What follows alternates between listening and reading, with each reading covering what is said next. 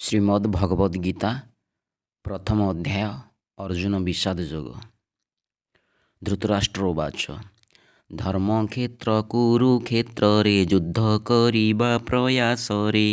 पांडव ओ पुत्र मोहर सेना सबु आम पक्षर सर्वे एकत्रित होइण कुह संजय कले कण। संजय उवाच देखी राजा पांडव सेना सुसज्जित व्यूह रचना जाइण आचार्यंक पाशे एमंत कहिले निमिषे शत्रुसेना व्यूह सज्जित तुम शिष्य द्वारा चालित शिष्य तुमर बुद्धिमान द्रुपद पुत्र धृष्टद्युम्न। आचार्य पाखकु जाइण कहुअछंती दुर्योधन बहु महान योद्धागण जेमंत भीम ओ अर्जुन युयुधान राजा विराट द्रुपद परि महारथ धृष्टकेतु ओ चेकितान काशीराजन वीर्यवान कुंती भोज ओ पुरुजित सैव्यंक परि नरश्रेष्ठ योद्धामन्यु अति विक्रांत उत्तमौजा महाबलिष्ठ अभिमन्यु सुभद्रासुत द्रौपदेयादि महारथ। आम्भर मुख्य योद्धा नाम कहुछि शुण द्विजोत्तम पितामह भीष्म आपण कृप ओ दिग्विजयी कर्ण अश्वत्थामा तथा विकर्ण जयद्रथ वीर महान अन्य बहुत वीरगण मो पाई देवे जे जीवन नाना शस्त्रे सुसज्जित युद्ध पाई सेना प्रस्तुत आम्भ सेना भीष्म नेतृत्व अटई बले अपर्याप्त भीमंक द्वारा संचालित सेना बल अटे पर्याप्त व्यूह प्रवेश द्वारे रही दृढ़ता साहस देखाई आपण तथा अन्य वीर पितामहंकु रक्षा कर तांकु आनंद देवा पाई सिंहनादे शंख बजाई पितामह कुरु प्रवृद्ध संकेत देले हेउ युद्ध तापरे बाजे एक संगे कंपन करी चतुर्दिगे नागरा ढोले कमादल अनेक शंख ओ तुमुल विभिन्न रत्नरे खचित रथ धवल अश्वयुक्त कृष्ण अर्जुन महान रथ उपरे शोभमान उभये शंख बजाइले दिव्य कंपने कंपाइले विराट पौंड्रवृकोदर अनंत विजय युधिष्ठिर पंचजन्य शंख श्रीकृष्ण देवदत्त शंख अर्जुन नकुल सुघोष नामक सहदेव मणिपुष्कक समस्ते शंख बजाइले युद्धर शुभारंभ कले काशी राजा सुधनुर्धर शिखंडी महारथी वीर विराट राजा पराजित धृष्टद्युम्न सात्यकी सहित द्रौपदींक पंचकुमार सुभद्रासुत महावीर द्रुपद राजा महामानी सभिये कले शंखध्वनि शुणी कराळ शंखनाद कौरव पक्ष सेना वृंद धरा गगन प्रकंपन कले हृदय विदारण शुण राजन देई मन देखी सज्जित कुरु सैन्य कपिध्वज रथे वसीण डाकिण केशव मोहन अर्जुन कले निवेदन सेना मध्ये रथ स्थापन दया करी निय केशव देखिवा हेब मो संभव। अर्जुन वाच युद्धाभिलाषे उपस्थित कौरव वीरंकु समस्त दुर्योधनर प्रिय होई मंदकु समर्थन देई मंद बुद्धि योद्धा मानंकु देखिबाकु चाहे सभिंकु। संजय उवाच ଏମନ୍ତ ଅର୍ଜୁନ ବଚନ ଶୁଣି ଗୋବିନ୍ଦ ଭଗବାନ ଉତ୍ତମ ରଥକୁ ସ୍ଥାପନ ସେନା ମଧ୍ୟ କଲେ ଶ୍ରୀକୃଷ୍ଣ। ରଥକୁ ସମ୍ମୁଖରେ ରଖି ଦେଖି ସମସ୍ତଙ୍କୁ ପରଖି ଭୀଷ୍ମ ଦ୍ରୋଣ ଆଦି ପ୍ରମୁଖ ସମସ୍ତ ଯୋଦ୍ଧା ମୁଖ ଦେଖ। ଏମନ୍ତ କହିଲେ ଶ୍ରୀକୃଷ୍ଣ ଆଦି ପୁରୁଷ ଭଗବାନ ପିତୃତୁଲ୍ୟ ଓ ପିତାମହ ମାତୁଳ ଆଚାର୍ଯ୍ୟ ତନୟ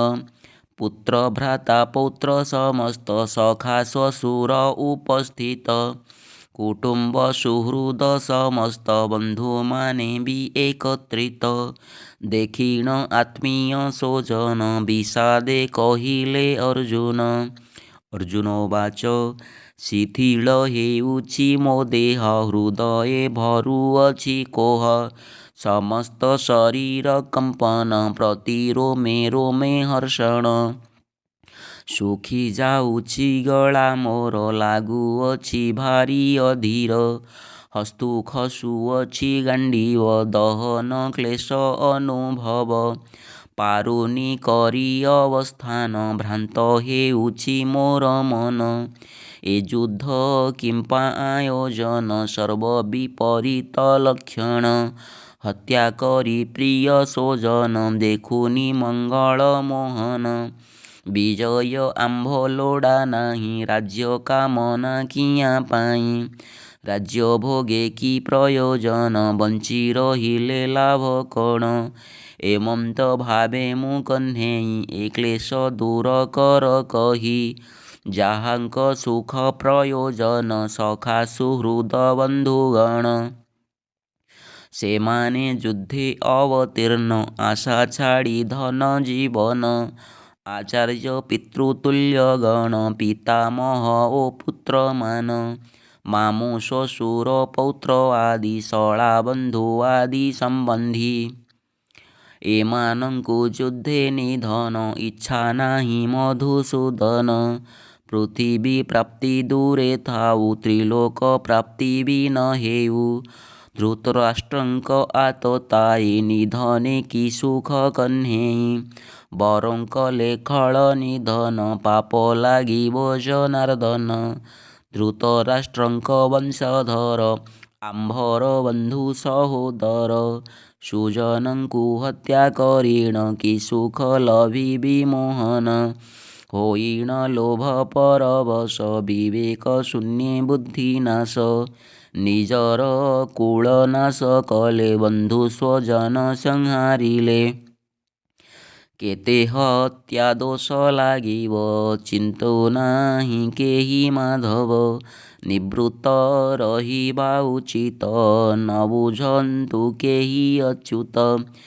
କୁଳ ଧର୍ମ ଯେ ସନାତନ କୁଳ କ୍ଷୟ ହେବ ପତନ କୁଳ ଧର୍ମ ନଷ୍ଟ ହୁଅଇ କୁଳେ ଅଧର୍ମ ବ୍ୟାପିଥାଇ କୁଳରେ ଅଧର୍ମ ପ୍ଳାବିତ ନାରୀ ହୋଇବେ କଳୁଷିତ ପତିତ ହୋଇ ଦୁଷ୍ଟ ନାରୀ ରମିବେ କୁଳ ନ ବିଚାରି ଜନମ ନେବେ ମୂଢ଼ ସୁତ ବର୍ଣ୍ଣ ଶଙ୍କର ଓ ପତିତ ବର୍ଣ୍ଣ ଶଙ୍କର ଜାତ ହେବେ କୁଳକୁ ନରକ ଘେନିବେ ପିତୃପୁରୁଷଙ୍କ ପତନ ଲୁପ୍ତ ହେବ ପିଣ୍ଡ ତର୍ପଣ ବର୍ଣ୍ଣ ଶଙ୍କର କୁଳ ଘାତି ନାଶନ୍ତି କୁଳ ଧର୍ମ ଖ୍ୟାତି ସନାତନ ଧର୍ମ ଶାଶ୍ୱତ କରନ୍ତି ଆଚରଣେ ନଷ୍ଟ କୁଳ ଧର୍ମ ହେବ ଉଚ୍ଛନ୍ନ ନରକ ଭୋଗିବେ ଚ୍ୟୁତ ଜନ ନରକେ ଅନିଶ୍ଚିତ କାଳ କେଶ ପୂର୍ଣ୍ଣ କାଳ କରାଳ ଏମନ୍ତ ଶୁଣିଅଛି ମୁହିଁ ହେ କୃଷ୍ଣ ଜଗତ ଗୋସାଇଁ କେମନ୍ତ ଦୁଃଖ ବିଡ଼ମ୍ବନା ରାଜ୍ୟ ସୁଖ କରି କଳ୍ପନା ସ୍ୱଜନଙ୍କ ହତ୍ୟା ଉଦ୍ୟମେ ସ୍ୱଜନଙ୍କ ହତ୍ୟା ଉଦ୍ୟମେ ପ୍ରସ୍ତୁତ ହୋଇଅଛୁ ଆମେ ଏହାଠୁ ଶ୍ରେୟ ହେ ମୋହନ ହୋଇଯିବା ଆମେ ନିଧନ କୁରୁପୁତ୍ର ହସ୍ତେ ନିହତ ମଙ୍ଗଳ ଭାବିଣ ଅଚ୍ୟୁତ ସଞ୍ଜୟ ଉବାଚ एमंत कहीण अर्जुन शोक संतप्त करी मन गांडीव रथ पृष्ठे थोई बसिले शिरे हस्त देई एमंत अर्जुन वचन मुखु शुणिले भगवान अर्जुन विषाद हृदय कुहे संसार दुःखमय